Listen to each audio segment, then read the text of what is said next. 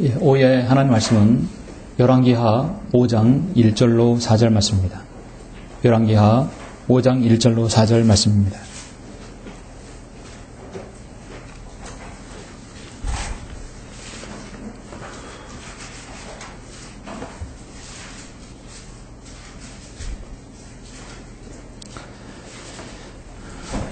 여러분, 열왕기하는 이스라엘의 역사죠. 그 가운데 한 포커스가 지금 초점이 시리아 왕의 군대장 나아만으로 초점이 맞춰져 있습니다. 나아만과 선지자죠. 자, 열왕기하 5장을 통해서 복음의 전파, 어떻게 전파되고 어떻게 하나님의 섭리가 작용되는지를 보시겠습니다. 열왕기하 5장 1절로 4절까지 보시겠습니다. 시리아 왕의 군대 대장 나아만은 그의 주인에게 크고 존귀한 사람이었으니 이는 주께서 그를 통하여 시리아에 구원을 주셨음이더라. 그가 또한 힘센 용사였으나 문둥병자였더라. 시리아인들이 전에 떼를 지어 나갔다가 이스라엘 땅에서 한 어린 여종을 사로잡아왔으니 그 소녀가 나아만의 아내를 시중 들더라. 그녀가 그녀의 여주인에게 말하기를 나의 주께서 사마리아에 있는 선지자와 함께 계셨으면 좋겠나이다. 이는 그 선지자가 그의 문둥병을 고칠 것입니다. 하니 누군가가 들어가서 그의 주에게 고하여 이스라엘 땅에서 온 여종이 이러이러하게 말하더이다 라고 말하더라. 아멘. 이제 문맥은 전체적으로 5장을 들어서 설교할 텐데요. 너무 길기 때문에 4절까지만 보았습니다. 나머지는 여러분 잠깐 기도하고 듣겠습니다. 다 같이 기도하시겠습니다. 은혜와 진리가 충만하신 아버지 하나님, 감사를 드립니다. 하나님께서 신실한 성도를 통하여 아름다운 간증을 할 수 있도록 인도해 주시고 이렇게 이 회원 간증을 통해서 다시 한번 자신의 남은 생을 하나님께 온전히 드릴 수 있도록 인도하심을 감사합니다. 옹수 자매님 가정 또 이종성 형제님 가정 주님께서 능력의 팔로 붙들어 주셔서 온전히 가정을 하나님께서 인도해 주심으로 이제 남은 생애들이 주님을 신실하게 잘 섬길 수 있도록 기틀을 마련할 수 있도록 인도하여 주시길 원합니다. 그의 모든 기도에 응답해 주시고 주님께서 모든 필요를 주님 방법으로 채워주시며 또 영적인 필요도 주님께서 인도하여 주시길 원합니다. 우리는 오늘 열왕기하 5장을 통하여서 하나님께서 우리에게 주신 예수 그리스도의 복음이 어떤 경로로 전파되었고 얼마나 하나님의 섭리가 거기에 개입되어 있는지를 우리는 알고자 합니다. 이 말씀을 통하여 우리가 구성원에 그 어디에서 들어가서도 우리가 그 어디에 가서도 우리가 가지고 있는 복음을 다른 사람에게 전할 수 있는 귀한 계기가 될 수 있도록 주님 역사해 주십시오. 다시 한번 복음의 귀중성을 알 수 있는 귀한 아버지 하나님의 말씀이 될 수 있도록 축복해 주시길 원합니다. 주 예수 그리스도 이름으로 기도드렸습니다. 아멘. 오후의 말씀의 제목은 복음을 통한 하나님의 섭리라는 제목으로 설교하고자 합니다. 복음을 통한 하나님의 섭리입니다. 하나님께서는 이 땅에 자신의 교회를 세우셔서 잃어버린 죄인들을 지금까지 2000년 동안 찾고 계십니다. 잃어버린 혼들을 지금까지 찾고 있어요. 이 사실을 알고 있는 그리스도인은 어떤 형태로든 지옥계에 소속되어서 복음을 전하고 있습니다. 그래서 하나님께서는 그분의 사역을 이루심에 있어서 꼭 필요한 사람을 사용하십니다. 여러분, 하나님의 사역은 우연은 없습니다.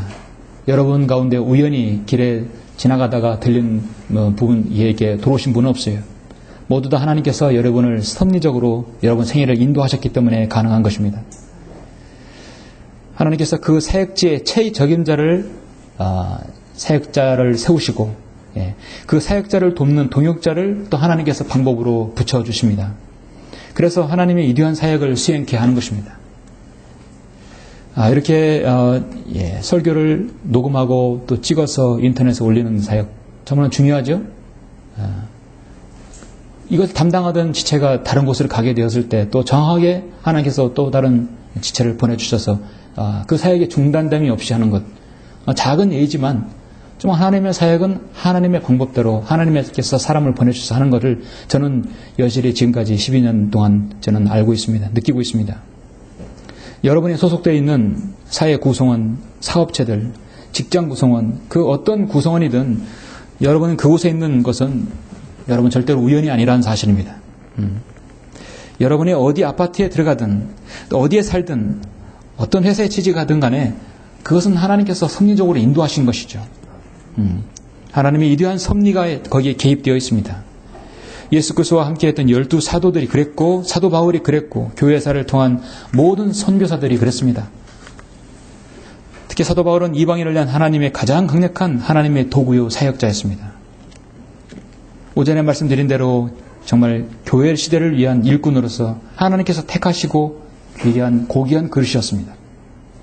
그것을 우리는 신학교에서 사도 바울 서신서를 통하여 신학교의 실행과 교리와 또 실행들을 보면 늘 확인할 수 있습니다. 사도행전을 보면 3번의 사도 바울의 전도 여행 나오죠. 복음 전도 여행에서 매 그때마다 닥치는 어려움들 또 만나는 사람들 모두 다 하나님께서 개입하셔서 섭리적으로 붙여주셨어요. 그런 사실을 우리는 이제 오전에 또 확인하였습니다. 하나님의 사역은 복음을 증거하는 것이 아니라면 사실 그 교회는 박물관이 되기 직전일 것입니다. 거기에 그것이 복음이 증거하는 것이라면 거긴 하나님의 섭리적인 인도하심이 없어서는 안 되는 것이죠. 그러한 역사를 우리는 역사서를 통해서 한번 정확하게 보고자 하는 것입니다. 그래서 여러분 사무엘하 5장은 다른 어떤 역사서에 볼 수 없는 아주 특별한 장이라고 생각하시면 돼요. 복음의 작은 모형이 바로 여기에 있구나. 그리고 열왕기하 5장은 엘리사가 이스라엘에서 사역하던 시대이죠. 이스라엘에서 사역한다. 당시에 이스라엘 상황은 시리아의 막강한 군사력에 의해서 이스라엘은 전혀 길을 펴지 못하고 하는 상황이었습니다. 항상 시리아가 우위에 있었어요. 단순한 역사의 장이지만 예수님 그리스도의 복음을 통해서 구원받는 훌륭한 모형이며 밑그림이 바로 열왕기하 5장입니다.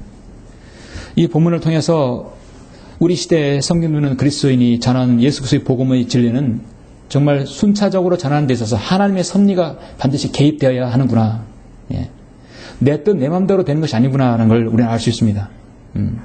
이 사건을 통해서 복음의 진리가 이렇게 전파되고 있구나.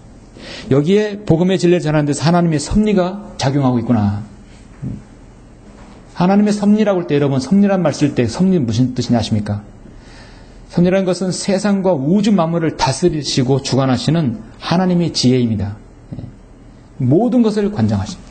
자연계, 생태계와 먹이사슬과 하늘과 바람, 공중의 모든 것들 하다못해 이슬까지 내리는 것도 하나님께서 관장하시는 것이죠. 자연계와 인간의 생사 화복을 주장하시는 이치입니다. 여러분 복음은 뭔 뜻입니까? 복음은 복복자에다가 소리음에서 좋은 소식, 좋은 소리죠. 정말 좋은 말입니다. 그 좋은 말을 기쁜 소식 선교라는 이름으로 또 다르게 사용하는 자들이 있죠. 정말 복음은 기쁜 소식이고 복된 소식이죠. 그러나 그 복음은 두 가지가 있습니다. 구약에서는 구약에서 제시하는 복음이 있고 신약에는 신약에 제시하는 복음이 있습니다. 구약은 율법 행위를 지켜야만이 구원 받을 수 있는 것이죠. 신약은 오직 믿음으로만 구원받는 것입니다. 구약의 구원 방법과 신약의 구원 방법을 먼저 알아야 되는데 이것을 혼동해버리면 오늘날 그래서 사람들은 복음을 전할 때 예레미야라든지 이사야를 피고 전하는 것은 일단은 잘못된 방법이죠. 먼저 우리는 로마서로 가야 합니다. 항상 신약의 복음은 한 번 받은 구원은 영원히 보장되고 믿음으로만 구원받는다는 사실은 항상 사도 바울 서신서에서 시작을 해야 합니다. 구약은 모형이기 때문에 구약을 모형을 봐서는 안 돼요. 먼저 예수 그리스도의 십자가를 전파해야 되는 것이죠. 오늘 본문을 보시면 이 본문에서 우리가 전파하는 그 은혜의 복음의 원리가 고스란히 녹아 있습니다. 본문에서 시리아 나아만의 문둥병을 치료하는 이야기는 복음이 필요한 사람들에게 또 복음을 전하는 여러분들에게 있어서 하나님의 섭리가 절대적으로 있어야 된다는 사실을 여러분은 이제 오늘 확인할 수 있습니다. 그렇다면 복음을 통한 하나님의 섭리는 무엇이겠습니까? 자, 복음을 통해서 하나님의 섭리를 알아야 할 때 첫 번째는 무엇을 알아야 되는 것인가? 첫 번째는 복음을 들어야 할 사람은 세상 어디에도 존재한다는 사실이다. 여러분, 복음을 전해야 할 사람, 복음을 받아야 할 사람은 세상 어디에도 있다는 사실입니다. 여러분이 그 어디를 가더라도 여러분 그곳에서 일하고 사업하고 어떤 일을 하더라도 그것은 절대 우연이 아니라는 것입니다. 맹목적으로 여러분 아무 상관 없이 일하는 사람이 있습니까? 아무 상관 없이 정처 없이 차를 운전하는 사람이 있습니까? 그렇지 않죠. 뭔데 목적을 가지고 해요. 예. 거기에서 가장 중요한 여러분 문제인식을 해야 합니다. 모든 사람은 해결할 수 있는 한 가지 문제를 가지고 있다는 것을 체크를 해야 되겠죠. 다시 한번 5장 1절을 보면 시리아 왕의 군대 대장 나아만은 그의 주인에게 크고 존귀한 사람이었으니 이는 주께서 그를 통하여 시리아에 구원을 주셨습니다.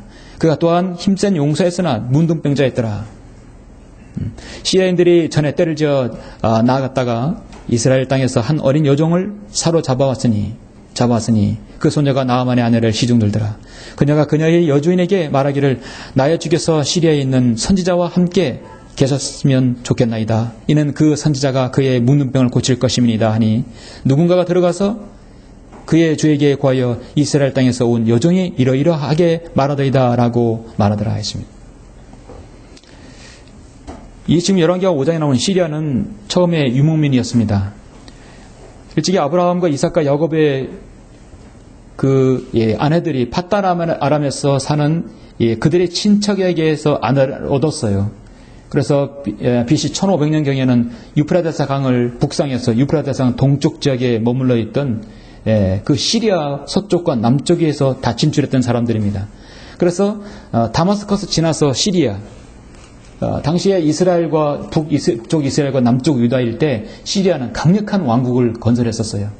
그래서 항상 시리아는 이스라엘보다 항상 우위의 군사를 가지고 있었습니다. 그 나라가 바로 시리아입니다. 지금 이제 BC 894년 약 900년 경에는 시리아가 더욱더 강력한 군사력을 가지고 있었어요. 거기에 바로 나아만이라는 장군이 있었습니다. 군대 대장이었습니다. 그에 의해서 대적이 물리치면서 시리아 주변국은 무시할 수 없는 막강한 나라가 되었습니다. 나아만이라는 뜻은요, 즐거움이라는 뜻입니다. 즐거움은 뜻은 누구에게 즐거움을 주는, 왕에게 즐거움을 주는 것이에요. 그래서 1절에 보니까 나아만은 그의 주인에게 크고 존귀한 사람이었으니 결국 즐거움을 주는 사람이었어요. 주께서 그를 통하여 시리아에 구원을 주셨습니다. 하나님께서 전쟁의 주이기 때문에 일단은 그에게 전쟁에 붙여주신 것이죠. 주께서 그를 통하여 시리아에게 구원하게 주셨습니다. 했습니다. 하나님께서 다윗에게 이 전쟁을 내게 붙여주시면 하나님께서 내가 승리해 주겠다. 당시에는 시리아 나아만에게 그 권한을 하나님께서 주신 것입니다.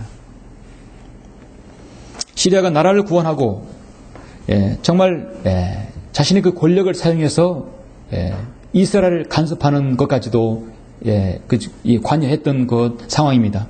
그래서 지금 이스라엘에 가서 내 문둥병을 고치라고 할 그럴 판이에요. 정말 크고 존귀한 자였습니다. 근데 문제는 나아만 장군은 문둥병자였습니다. 군대 대장이라는 명칭보다도 오히려 나아만 환자, 나아만 문둥병자라는 말이 더 호칭에 가까운 사람이죠. 사실상 국가 서열 2인자나 다름없는 그 권력을 가지고 있을 것입니다. 위엄과 명예가 따랐을 것이고 큰 집과 많은 종들 군사를 거느렸을 것이에요. 나라를 구한 그가 왕의 총애를 한 몸으로 받았을 것입니다. 정말 나라의 존귀한 사람으로 대접받은 사람이었습니다. 그의 권력은 하늘을 찔렀을 것이고 상당히 교만도 했겠죠. 그에게는 군대의 힘으로도 그러나 돈으로도 명예로도 해결할 수 없는 한 가지 문제를 안고 있었어요. 바로 문둥병이었습니다. 예수 그리스도 없이 세상에서 명예와 부귀와 재물 모든 것을 가지고 있는 사람이 한 가지 해결할 수 없는 것이 있어요. 죄의 문제죠. 아무리 이 땅에서 재벌 총수는 뭘 합니까? 평생을 계속 병원에 있는데요. 부러운 것이 하나도 없죠. 더 큰 문제는 자신의 죄를 해결할 수 없는 것입니다. 성경에서 문둥병 하면 신구약 모두에서 나오는 질병입니다. 이거는 질병보다도 이거는 치유되지 못하는 병이에요. 문둥병은 늘 인간의 죄의 문제를 가지고 있어요. 성경 신구약에서 계속 등장하는 병입니다. 지금 이때나 구약 또 신약 어느 때라도 당시 의학으로는 의술로는 고칠 수 없는 불치의 병입니다. 그러니까 문둥병은 인간이 고칠 수 없는 불치의 병이 하나님만이 치료할 수 있는 병인 것이죠. 백신이 없고 마찬가지 인간의 죄 문제도 인간이 스스로 원천적으로 해결할 수 없는 것 같죠? 하나님만이 그 죄의 문제를 씻을 수 있는 것입니다. 오늘 모든 사람은 한 가지 영적인 뭉두병을 가지고 있어요. 죄의 문제죠. 스스로 해결할 수 없는 것. 군대로도 권력으로도 명예로도 해결할 수 없는 것. 자, 여러분은 예수 그리스도 없이 어떻게 구원받을 수 있습니까? 어떻게 해결할 수 있어요? 죄와 사망과 지옥의 형벌로 그대로 이어지게 되어 있습니다. 그래서 당시 문둥병 자는 완전히 제쳐놓은 것이에요. 그래서 저 사람은 걸어다니는 송장이고 살아있는 송장이에요. 살아있는 사람으로 보지 않았던 것입니다. 자, 우리도 여러분 잃어버린 사람은 그냥 하나님 보시기에 죄인이죠? 영이 죽어있는 사람이에요. 원래 얼마나 많습니까? 세상에 영이 죽어있는 사람, 거듭나지 못한 사람이에요. 그 사람을 성경에서 잃어버리고 안 된 사람이에요. 하나님께서 잃어버린 사람이에요. 문둥병자는 하는 일이 아무것도 없어요. 자신의 질병을 해결하려면 오직 그가 제사장이 오냐 제사장이 그에게 오는 것입니다. 제사장이 문둥병자 찾아가야 그걸 치료하든지 가능한 것이에요. 스스로 어떻게 무엇을 해볼 게 아무것도 없습니다. 여러분 죄인이 어떤 게 무엇을 발부둥 쳐봐야 자신의 죄 문제를 해결하려 해봐야 소용이 없다는 것과 동일하죠. 문둥병은 이 나균이라는 이 균에 감염됐을 때 보통 잠복 기간이 3년 내지 5년입니다. 발병을 해도 드러날 수 있고 드러나지 않을 수 있어요. 근데 그 나균이 감염되면 3년 5년 지나면 드디어 이제 드러나는 것입니다. 오늘 21세기 문둥병이 무엇입니까? 바로 에이즈입니다. 그렇죠? 동성연애를 통해서 나오는. 에이즈는 아직까지 치료 백신이 없고 잠복 기간이 10년입니다. 10년 기간 동안 잠복해서 10년 위에는 그것이 점점 드러나는 것이죠. 우리나라는 이제 에이즈 환자들이 계속해서 생겨날 것입니다. 동성연애를 서울시에서 허락할 정도이죠. 미국에서는 동성연애 부부가 이제 공식적으로 탄생하게 되는 것입니다. 공개적으로 그들은 이제 드러나는 것입니다. 숨어서 지은 모든 죄들은 10년 후에 공개적으로 드러나게 되어 있어요. 그래서 문둥병은 전염성이 강한 질병이에요. 죄도 계속 전염되지 않습니까? 그래서 여러분 문둥병과 죄는 인간이 씻을 수 없고 해결할 수 없는 것과 동일한 것입니다. 나만이 바로 그런 문둥병을 가지고 있다는 것이에요. 우리 이걸 통해서 뭐냐면 모든 사람은 영적인 문둥병을 가지고 있다. 해결할 수 없는 죄의 문제를 가지고 있다는 것을 우리는 알아야 합니다. 바로 거기서부터 문제의식을 가지고 출발해야 한다는 것이죠. 우리 주위에는 나만과 같은 사람이 얼마나 많습니까? 스스로 나 죄인이에요. 구원받겠습니다라는 사람이 여러분 있었어요? 아니에요. 그리스도인이 사람이 가서 당신은 죄인입니다. 죽으면 지옥 갑니다. 찾아가야 돼요. 왕 같은 제사장이 찾아가야 합니다. 내가 죄인이었구나. 나 죽으면 지옥 가는구나. 그래서 복음이 필요한구나 알게 되는 것입니다. 시리아인들이 전에 떼를 지어 나갔다가 이스라엘 땅에서 한 여종을 사로잡아 왔는데 그 여종이 문둥병을 치유할 수 있는 기뜸을 해준 것이었어요. 자, 이스라엘 땅에서 치러 나갔다가 이 여종을 사로잡아 오지 않았으면 이 나아만이라는 사람은 성경에 나오지도 않았고 이렇게 등장하지도 않았고 구약에서 좋은 예수 그리스도의 복음의 모형을 볼 수도 없었을 것이에요. 하나님의 섭리죠.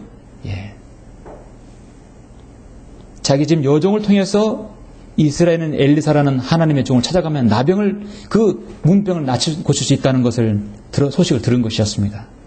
이게 바로 하나님의 섭리적 역사이고 그들에게는 참으로 복된 소식이고 좋은 소식입니다. 내가 가지고 있는 질병을 치료할 수 있는 의사가 있다고? 그건 여러분 복된 소식이죠.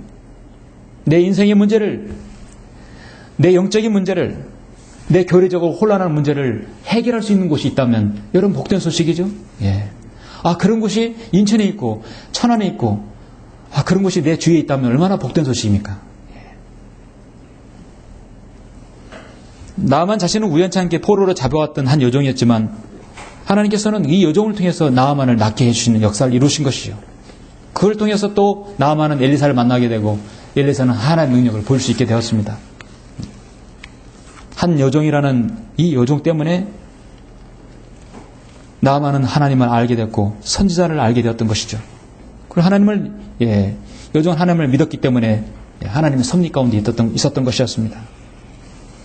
여종은 복음을 가지고 있었어요. 여러분 모두 다 복음을 가지고 있는 사람들입니다. 하나님의 섭리는요, 복음을 가지고 있는 사람에게 항상 역사하게 되어 있어요. 여러분이 가는 속해 있는 직장과 사업체, 여러분 그 어디를 가더라도 여러분 복음의 경륜은 여러분에게 맡겨졌다고 성경은 말씀하고 있지 않습니까? 고린도전서 9장 17절 보면 내가 기꺼이 이 일을 하면 상이 있으려니와 기꺼이 하지 아니한다 해도 복음의 경륜이 내게 맡겨졌습니다. 그래서 경륜이라는 것은 하나님의 그 전지전능하신 손길은 여러분이 복음을 가진 사람에게 꼭 있다는 것입니다. 여러분 그 경륜이 여러분에게 있는데 여러분이 그걸 스스로 사장시켜버리면 어떻게 되겠습니까? 여러분은 기쁜 소식을 가지고 있는데 전하지 않는다면 어떻게 되겠습니까? 성도는 복음을 통해서 하나님의 섭리를 알아야 합니다. 두 번째는 무엇을 알아야 되는 것인가? 그 유일한 해결책은 단순한 복음이라는 사실입니다. 그거를 믿음의 순종만이 요구될 뿐이다. 해결책은 너무나 단순하다 이죠.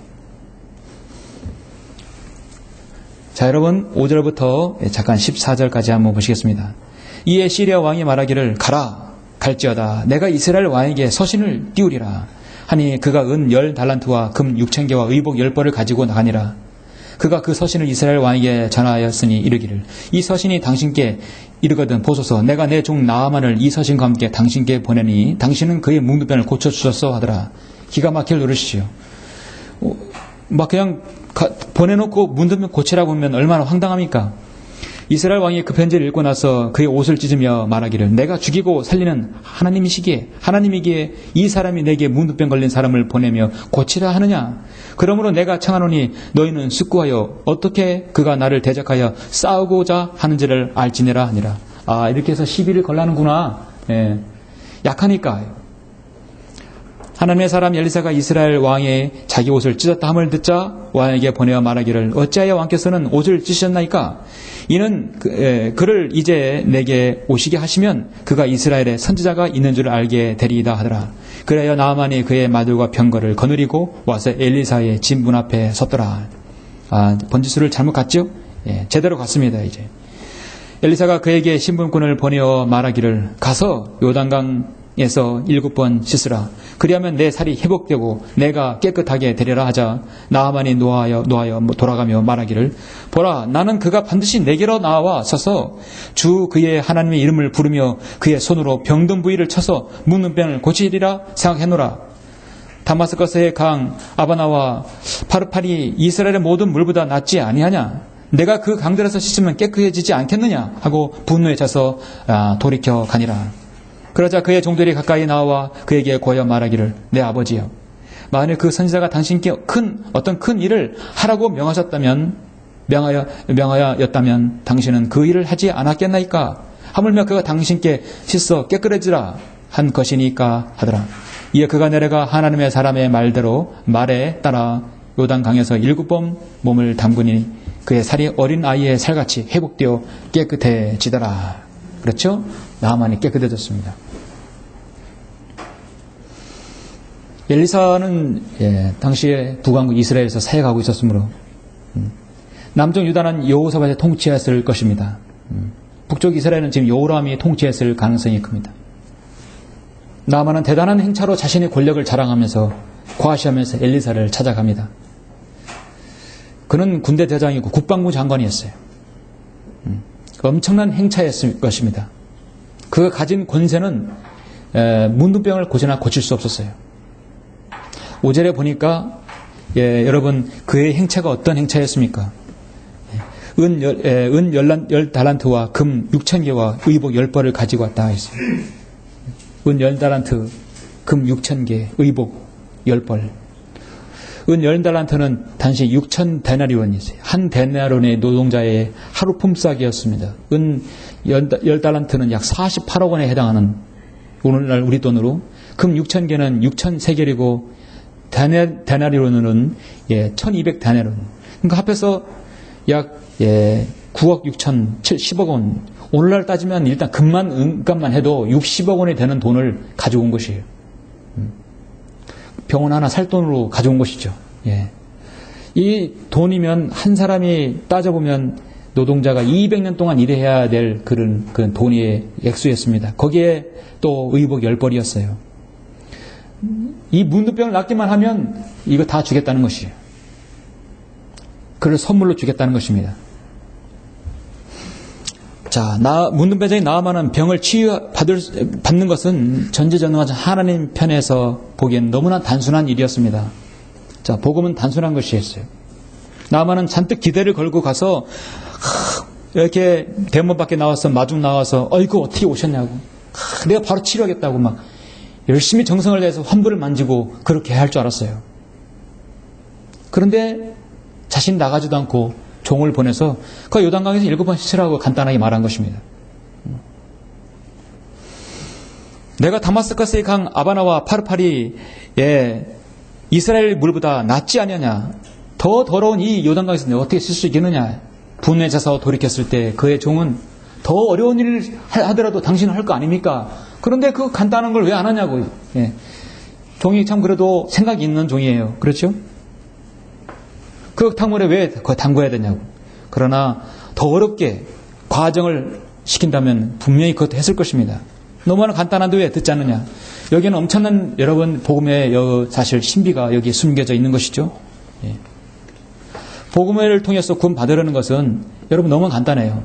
여러분 거리 설교할 때 여러분 하시잖아요. 여러분 구원받는 것은 집에 들어가서 샤워하는 것보다 쉽습니다. 무엇을 하는 게 아니다 이거죠. 지금 이 자리에서 믿을 수 있다.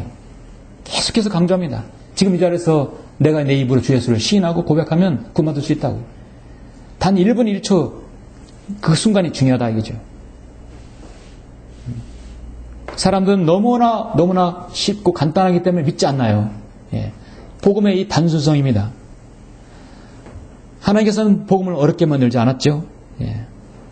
요단강에서 씻는 것은 너무 간단한 일이었어요. 믿고 순종하면 될 일이었습니다. 오늘날 모슬렘 교도들은 일평생 사우디 메디나에 가서 수많은 그 사람들이 미어터지는 곳에서 압살을 당할지라도 성주설에 갔다 와야 그들은 천국을 간다고 구원을 받는다고 하죠. 힌두교는 인도의 썩은 겐지스 강물에 반드시 몸을 담궈야 된다고 해요. 인도의 겐지스 강은 여러분 사람의 시체가 거기서 둥둥 떠다니는 곳이고 거기서 장사를 지내는 곳입니다.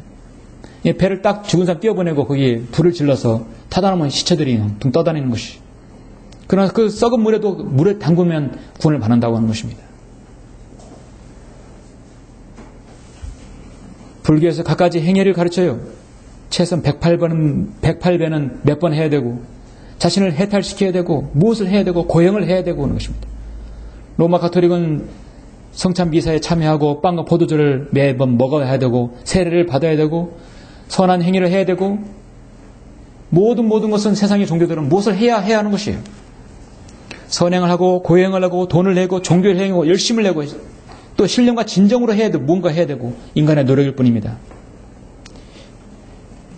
이만의 신천지는 장막제를 지켜야 되고 하나님의 교회는 유월절을 지켜야 되고 안식교는 안식일을 지켜야 되고 감리교는 끝까지 견뎌야 되고 성경도면 그리스도인이 되려면 어떻습니까? 간단하죠? 예수 그리스도를 믿고 구원 받는 것이에요. 그 자리에서 구원 받는 것이에요. 무엇을 하는 종교는요 반드시 가짜입니다. 그래서 고린도전서 1장 21절에 보면 하나님의 지혜에 있어서는 이 세상이 그 지혜로 하나님을 알지 못하였기에 하나님께서 복음 전파의 어리석음으로 믿는 자들을 구원하시기를 기뻐하셨느니라 말씀하고 있습니다. 구약의 이스라엘 백성이 죄를 짓고 간음했을 때 광야에서 하나님께서 불뱀을 보내버렸어요.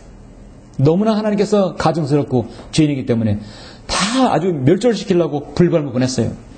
불뱀을 물려서 죽는 사람이 계속 속출하고 있었을 때 모세가 즉시 기도했을 때 하나님께 받은 것이 무엇입니까? 즉시 노병을 만들어서 장대에 매달라라. 그걸 쳐다보는 사람은 살리라 했어요. 그렇게 선포하자 반신반의하고 정말 쳐다본 사람들은 정말 살았죠? 그럼 정말 살까? 저 노병을 보면 살까? 의심을 하면 쳐다보지 않는 사람은 그대로 죽어서 그냥 지옥에 가는 것이었어요.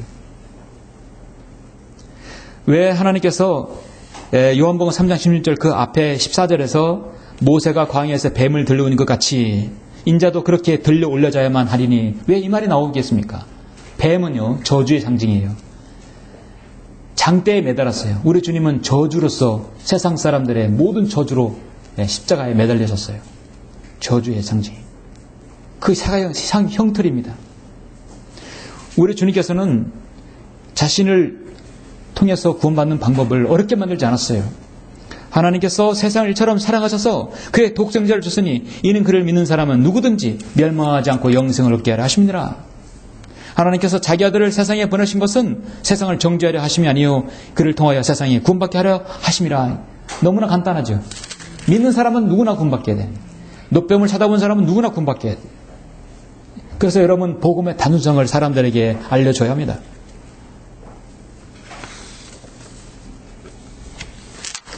예수 그리스도의 은혜의 복음은 단순하면서 절대적인 순종만이 그래서 요구되는 것입니다. 오늘날 교회라는 곳이 어떻습니까? 다른 복음은 너무도 많이 전하고 있어요. 다른 복음, 다른 신학, 성경이 제시하고 있지 않는 사도 바울의 예수 그리스도의 복음을 전하지 않고 있습니다. 갈라디아서 1장 7절에서 다른 복음은 없나니 다만 너희를 교란시키는 어떤 사람들이 있어서 그들이 그리스도의 복음을 변개시키는 것이라. 성경도 변개했지만 복음을 변개시키는 것입니다. 그러나 우리뿐만 아니라 하늘에서 온 천사라도 우리가 너에게 전한 것 외에 어떤 다른 복음을 전한다면 그는 저주를 받으리라 했습니다. 시리아 군대된 나아만은 엘리사에게 잔뜩 기대를 걸고 갔지만 요단강에서 7번 시체라는 것에 대해서 너무나 웃어버렸어요. 그리고 자신을 없은 여긴다고 가버렸어요. 그러나 그의 종의 말대로 하니까 정말 깨끗하게 그의 살은 어린아이 살로 돌아왔던 것입니다. 하나님께서 왜 엘리사를 통해서 어디 강에 싣고 몇 번 목욕제기하고 무슨 약초를 바르고 막 여러 가지 어려운 과정을 만들게 했다고 한다면 나아만은 그런가 보다 하고 하나 차곡차곡 했을 거예요. 그러죠? 하나 어려운 과정들을 이렇게 해서 문둥병이 치료받는구나. 아마 그 어려운 것이라도 할 거예요. 그는 너무나 간단해 버려요. 그냥 요단강에서 7번 시치라고 했을 때 너무나 간단하죠. 이것은 바로 이 열왕기하 5장에서 예수 그리스도의 복음의 단순성을 제시하기 위해서 본 큰 이끌림인 것입니다. 자신의 생각과 의를 완전히 깨버리는 하나님의 의도이죠. 아직도 우리가 복음을 전하다 보면 사람들이 많은 것들을 해야 한다고 많은 부담을 느끼고 있어요. 그런 부분에서 여러분 좋은 예를 열왕기하 5장을 통해서 여러분 제시할 수 있어요. 복음을 통한 하나님의 섭리의 세 번째는 무엇입니까? 복음은 은혜이지 보상을 필요로 하지 않는다는 것입니다.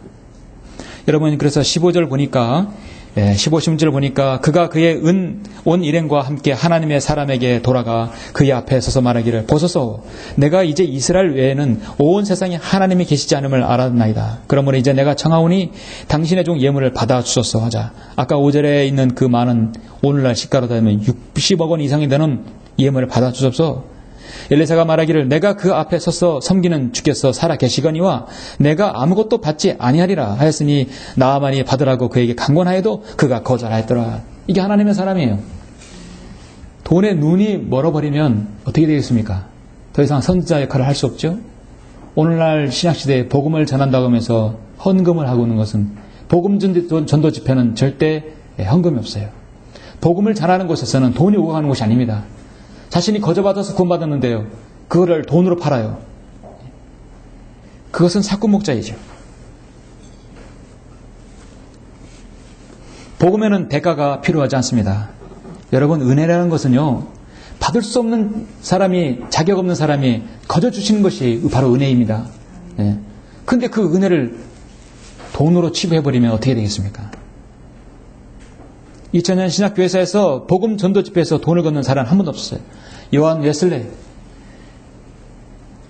마르틴 루터, 데이비드 브레너도 그 어떤 누구도 돈을 받았다는 사례는 없습니다. 순복음의 온갖 신유 집회라든지 부흥 집회 얼마나 많이 돈을 걷어들입니까? 한국의 부흥사들을 어디 가서 부흥회 하면 항상 돈이 오고 가죠? 140년 동안 써먹는 수법이었습니다. 오늘날 사실은 이 부흥 강사들이 어디 제도권교회에서 한다면 그 부흥이라는 것은 사실 그 교회 성도가 좀 더 하나님을 잘 섬기고 헌신케 하는 그 부흥이거든요. 근데 그 부흥 집회에서 복음을 전하지 않아요. 복음을 전하지 않고 결국은 구원받지 못한 사람들을 데리고 무슨 부흥을 이루겠다는 것입니까? 그렇죠? 부흥에 앞서서 복음전도 집회가 그 안에 들어가야 돼요. 저는 어떤 제도권교회에서 저에게 설교 초청을 한다면 네 가겠습니다. 저는 갈 거예요. 교를 한 잔와서. 근데 그 강단 선교사는 여기 절대 못 써요. 왜냐하면 여기서 꾸정물이 나오니까 안 되죠. 저는 가서 복음을 전할 것입니다. 저에게 복음을 전할 수 있는 좋은 기회라 생각해요. 왜냐하면 거기는 쭉정이들이 너무나 많기 때문에. 부흥 강사들은 복음을 전하지 않으면서 돈을 요구하고, 운사주의 목사들은 한마디로 양복 입은 무당들이에요. 샤머니즘 목사들입니다. 그렇게 배운 사람들이 미국에 가고 캐나다로 가고 일본에 가고 태국에 가고 필리핀에 가고 베트남에 가고 인도네시아 가서 한인교회를 세워서 또 여전히 무당짓 하는 것이. 이래서 한국식 기독교가 전 세계 만방에 깔리는 것입니다. 방언과 신유와 각종 한국식 기독교를 전파하는 1등 공신들이 한국교회 목사들이에요. 자, 지금 여러분 20절에 보니까 그러나 하나님의 사람 엘리사의 종 게하시가 말하기를 보라 내 주인이 이 시리아인 나아만을 살려 죽어도 그가 가져온 것을 그의 손에서 받지 아니하였도다. 주께서 살아 계시는 한 내가 반드시 뭔가를 받겠다는 것이죠. 내가 그를 쫓아 달려가서 그에게 무엇인가를 취하리라. 여기까지 하면 이 19절까지 하면 참 좋겠지만 20절 말미가 좋지 않죠. 나아만을 쫓아갔더라. 나아만이 자기를 쫓아 달려오는 그를 보고 병거에서 내려 그를 맞으며 말하기를 평안하냐 하니 그가 말하기를 평안하나이다. 내 주인이 나를 보내며 말씀하시기를 보소서 지금 에프라임 산지에서 선지자들이 아들들 중 2 청년이 내게 왔나이다. 내가 청하오니 은 1달란트와 옷 2벌을 그들에게 주소서 하더라. 참으로 내 주인이 나를 보냈다는 말까지 함으로써 엘리사가 하나님의 사람을 완전히 희석시키고 있죠. 나아만이 말하기를 2달란트를 받는 것을 허락하라 하며 그를 강권하여 자루 안에 은 2달란트와 옷 2벌을 넣어 묻고 그것들을 그의 2 종에게 지우니 그들이 게하시 앞에서 지고 가더라. 게하시가 망때에 이르자 그것들을 그들의 손에서 잡아 집에 두고 그 사람들을 가게 하니 그들이 떠나니라. 그러나 그가 들어가서 그의 주인 앞에 서자 엘리사가 그에게 말하기를 게하시야 내가 어디서 오느냐 하는지라. 그가 말하기를 당신의 종이 아무데도 가지 아니하나이다 하자 엘리사가 그에게 말하기를 그 사람이 너를 맞으려고 그의 병거에서 돌이켰을 때 내 마음이 너와 함께 가지 아니했더냐. 여러분 잘 보십시오. 지금이 돈을 받고 옷을 받고 올리브밭과 포도원과 양들과 소들과 남자들과 여종들을 받을 때이더냐. 그러므로 나아만의 문둥병이 너와 내 씨에게 영원히 붙어있으리라 하더라. 게하시가 눈처럼 하얀 문둥병자가 되어 그의 면전에서 나갔더라. 비참하죠? 지금이 어느 때입니까? 지금이 돈을 받고 옷을 받고 올리브밭과 포도원과 양들과 소들과 남자들과 여종들을 받을 때이더냐. 여러분 정말 마지막 이 시대에 어떤 때입니까? 돈을 받고 치부할 때입니까? 그렇지 않죠? 복음을 전하면서 돈을 받으라고 하나님께서 허용하셨다면 그건 정말 예수 그리스도의 은혜의 복음이 되지 않겠죠. 사랑하는 성도 여러분, 여러분이 지금 이리 봤던 열왕기하 5장은 문둥병자 나아만이 치료받는 사건은 구약에서 가장 복음적인 사건입니다. 하나님의 섭리적인 개입이 있어야만 가능한 것이죠. 그 개입을 통해서 나아만은 하나님을 알게 되었고, 그리고 한 여종을 통해서 나아만이 치유받게 되었습니다. 하나님께서 여러분의 개인적인 이 생애에 대한 섭리는 각기 다릅니다. 상황이 다르기 때문에 각기 다르죠. 여러분은 언제 어떤 경우를 통해서 복음을 들었습니까? 누군가 여러분에게 복음을 전했을 것이고 어떤 계기가 돼서 여러분 복음을 들었을 것입니다. 복음을 들어야 할 사람은 세상 어디에도 존재하고 들어야 할 사람, 전해야 할 사람은 존재합니다. 여러분은 그 어디를 가더라도 존재합니다. 그 유일한 해결책은 단순한 복음이고 그 복음은 은혜이지 거기에 대한 절대 보상을 요구하지도 받지도 말아야 되는 것이죠. 구약에서 에스더를 보면 지금 이스라엘 민족은 촉각 위기에 서 있습니다. 아각인 하만이 계략으로 이스라엘 민족이 완전히 그 왕에게 지금 모든 인장을 받아서 이것을 실행하면 이제 모르드케 에스더뿐만 아니라 모든 이스라엘 민족은 멸절 위기에 처해져 있는 것입니다. 그때 에스더 4장 14절에 보면 모르드케가 에스더에게 이런 말을 해요. 유예와 구원이 다른 곳으로부터 유대인에게 있겠으나 너와 내 조상의 집은 멸망을 당하리라. 만일 이때 너까지도 잠잠하면 내가 이때를 위하여 왕국에 들어가게 되었는지 누가 알겠느냐. 바로 지금이 기회이다. 예. 모르드케와 에스더가 그렇게 해서 왕위 후궁이 자리에 올라가지고 그렇게 왕 앞에 들어갈 수 있는 기회가 된 것은 우연이 아니라는 얘기죠. 언젠간 너의 민족을 살릴 수 있는 기회가 있기 때문에 하나님의 섭리가 있기 때문에 그곳에 들어가게 됐다는 것이죠. 그래서 에스더를 보면 하나님이란 말이 없어요. 그런데 하나님의 강력한 개입하심과 섭리하심이 거기에 역사하고 있다는 것입니다. 이때를 위하여 왕국에 들어가게 되는지 누가 알겠느냐. 내가 이때 복음을 전하기 위해 하나님께서 이 상황과 지금 여러분이 가고자 하는 그곳에 왜 여러분을 보내겠느냐. 역설적으로 질문할 수 있겠죠. 만일 이때 너까지도 잠잠하면, 너조차 왕에게 나가지 않으면, 너까지도 복음을 전하지 않는다면 누가 전하게 되겠느냐 하죠. 우연이 없어요. 저는 제가 구령하였던 사람 중에서 많은 사람을 구령하였지만 제가 1998년부터 2002년도 5년 동안 제가 서울 강남에서 자동차 AS를 현대자동차 AS를 하면서 신학 공부를 했을 때입니다. 야간에 일을 했을 때요. 5년 동안 일을 했었죠. 이 친구는 이름이 이제 박승화라는 친구인데 제 생애에서 가장 잊지 못할 구령자였어요. 가장 잊지 못할 제가 구령한 사람이었습니다. 이 박성화라는 형제는 저보다 10년 아래 동생뻘이에요. 그래서 늘 이렇게 정비업소에 제가 이렇게 AS 센터에 있을 때 저에게 와서 형님 하는 사람이었어요. 그래서 이제 좀 친하게 되어서 복음을 진지하게 전하게 되었습니다. 정확한 시간에 아무도 없을 때 전화했는데 참으로 이 젊은 청년의 인생이 기구했어요. 저는 여기서 엄청난 많은 혼란을 느꼈어요.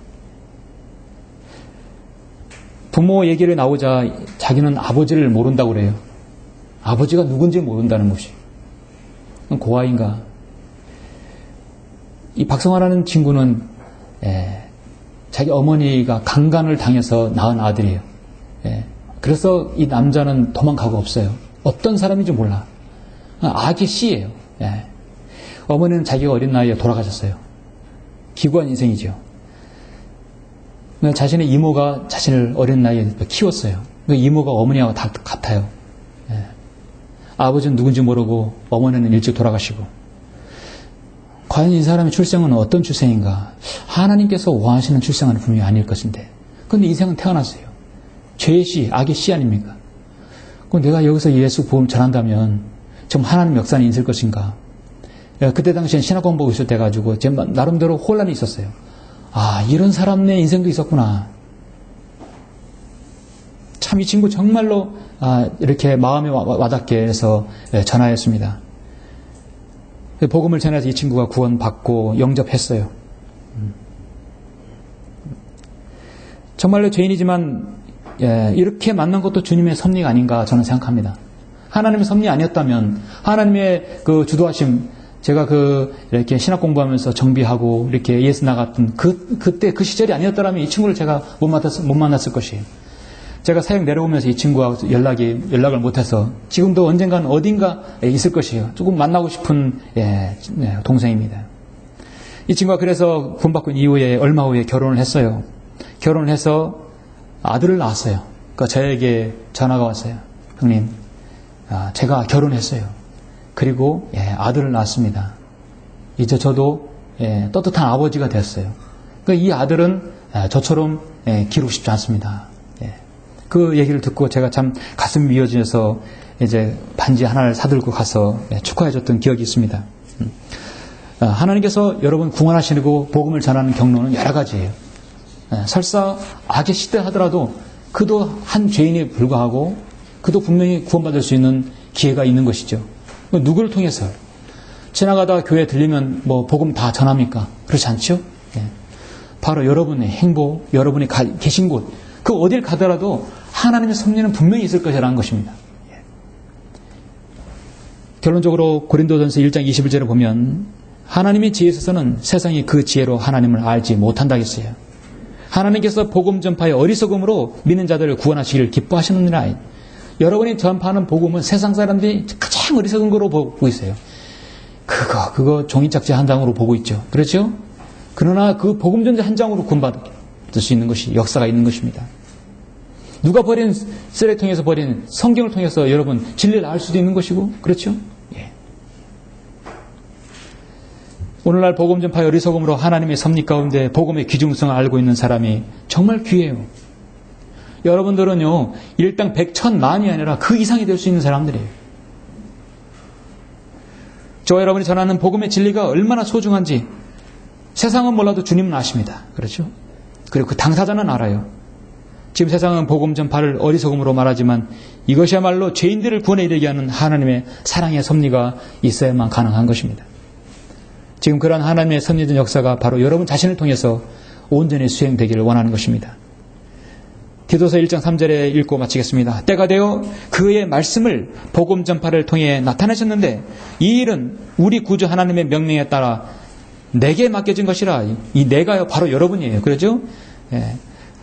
디도서 1장 3절 때가 되어 그 말씀을 복음 전파를 통해 나타내셨는데 이 일은 우리 구주 하나님의 명령에 따라 내게 맡겨진 것이라. 하나님께서 여러분 딱 맡겨줬으면 여러분이 움직이는 모든 동선은 하나님의 섭리 가운데 있다는 것입니다. 여러분이 베트남에 가든 어디에 가든 그 어떤 동에 가든 어딜 가든 그건 하나님의 섭리 가운데 있는 것이에요. 그렇죠? 주님 오실 때까지 여러분에게 맡겨진 이 과업을 여러분 잘 수행하시길 간절히 바랍니다. 네, 고하셨습니다.